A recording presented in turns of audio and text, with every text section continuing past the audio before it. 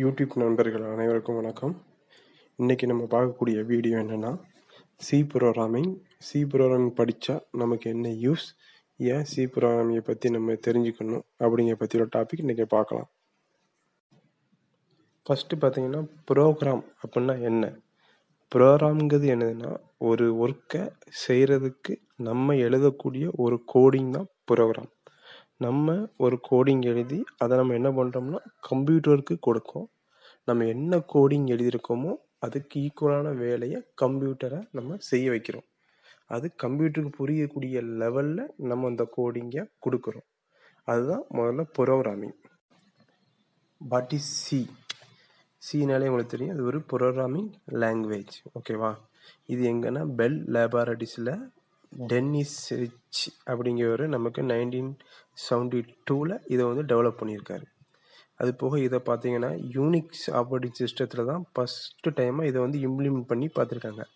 அது போக சிக்கு முன்னாடி பார்த்தீங்கன்னா B programming language and BCPL basic combined programming language, இது ரெண்டையுமே கம்பைன் பண்ண ஒரு ப்ரோக்ராமிங் லாங்குவேஜ் தான் நமக்கு என்னது சி ப்ரோக்ராமிங் லாங்குவேஜ்.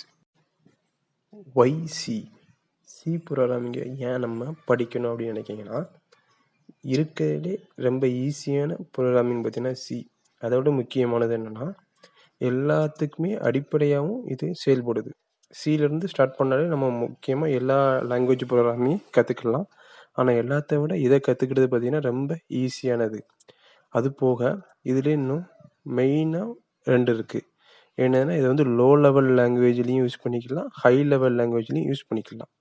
அது லோ லெவல் லாங்குவேஜ்னால் என்னென்னா, டைரெக்டாக மிஷின் வந்து புரிஞ்சு கொடுக்கக்கூடிய லாங்குவேஜ் தான் லோ லெவல் லாங்குவேஜ். அது எது ஹை லெவல் லாங்குவேஜ்னு என்னென்னு பார்த்தீங்கன்னா, நம்ம ஹியூமனால் புரிஞ்சுக்கூடிய லாங்குவேஜ் அதை மிஷின் கோடாக மாற்றி மறுபடியும் அது மிஷின் வந்து புரிஞ்சுக்கிற மாதிரி நம்ம கம்பைலர் போட்டு யூஸ் பண்ணிக்கலாம். அது போக இன்னொரு ரீசன் இதில் என்ன இருக்குன்னா, இப்போ ப்ரோக்ராமில் ஏதாவது ஒரு சேஞ்சஸ் பண்ணணும், எடிட் பண்ணணும் அப்படின்னா நம்ம எடிட் பண்ணோம்னா இது டைரெக்டாக அதோடைய மெமரியிலே போய் சேவ் ஆகிக்கணும். அதுவும் நமக்கு ஒரு சிம்பிளான மெத்தடாக இருக்கும். அதனால தான் எல்லாருமே சி லாங்குவேஜை வந்து ஈஸியாக இருக்கும் அப்படின்னு ப்ரிஃபர் பண்ணுறாங்க. நெக்ஸ்ட்டு பார்த்தீங்கன்னா ஃபீச்சர்ஸ் ஆஃப் சி. இதுக்குன்னு ஒரு ஸ்ட்ரக்சர் இருக்குங்க. அந்த ஸ்ட்ரக்சரில் தான் நம்ம வந்து ப்ரோக்ராம் வந்து எழுத முடியும். ஓகேவா? அதுக்கடுத்து பார்த்தீங்கன்னா ஹை போர்ட்டபிலிட்டி, அதாவது ஈஸியாக இந்த ப்ரோக்ராமை எக்ஸாம்பிள் சொல்லணும்னா ஒரு சிஸ்டத்துலேருந்து இன்னொரு சிஸ்டத்துக்கு நம்ம அனுப்பணும், ஒரு இடத்துலேருந்து வேறு எங்கேயாவது அனுப்பணும் அப்படின்னா ஈஸியாக நம்ம வந்து அனுப்பிச்சிக்கலாம்.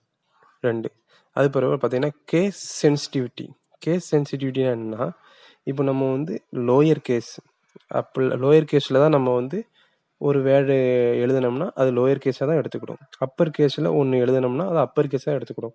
அதாவது லோயர் கேஸுக்கும் அப்பர் கேஸுக்கும் டிஃப்ரெண்ட்டாக இதுவே கண்டுபிடிச்சி அதுக்கு தகுந்தபடி அதனுடைய ஒர்க்கை பார்க்கும். அது போக பார்த்தீங்கன்னா டாப் டவுன் அப்ரோச், அதாவது இது வந்து ஸ்டார்டிங் டு எண்டிங்கில் தான் ஒர்க் ஆகும். அதாவது மேலே ஸ்டெப் பை ஸ்டெப்பாக தான் ஒர்க் ஆகும். அதுக்கு பதிலாக கீழேருந்து, அதாவது லோயர்லேருந்து அப்பரை நோக்கி போகாது.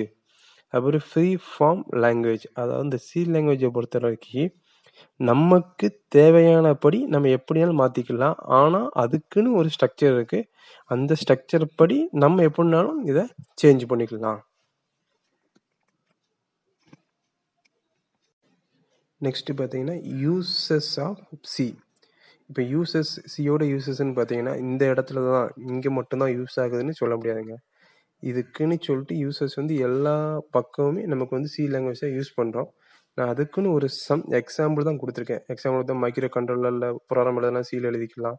எம்பெடட் ப்ராசஸிங் யூஸ் ஆகுது, நெட்வொர்க்கிங் யூஸ் ஆகுது, ஆப்ரேட்டிங் சிஸ்டம், டேட்டாபேஸ் சிஸ்டம், இதெல்லாம் ஒரு எக்ஸாம்பிள் தான் கொடுக்கேன். ஆனால் இது மட்டும் இல்லை, இது போக இன்னும் எல்லா ஏரியாலையுமே மேக்ஸிமம் எலக்ட்ரானிக்ஸ், எலக்ட்ரிக்கல் எல்லா சைட்லேயுமே நமக்கு இந்த ப்ரோக்ராமிங் வந்து யூஸ் ஆகிட்டு இருக்குங்க. இது வரைக்கும் நம்ம சேனலை சப்ஸ்கிரைப் பண்ணாங்க, சப்ஸ்கிரைப் பண்ணிக்கோங்க. கூடவே இந்த பெல் சிம்பிளையும் ப்ரெஸ் பண்ணுங்கள். தேங்க்யூ.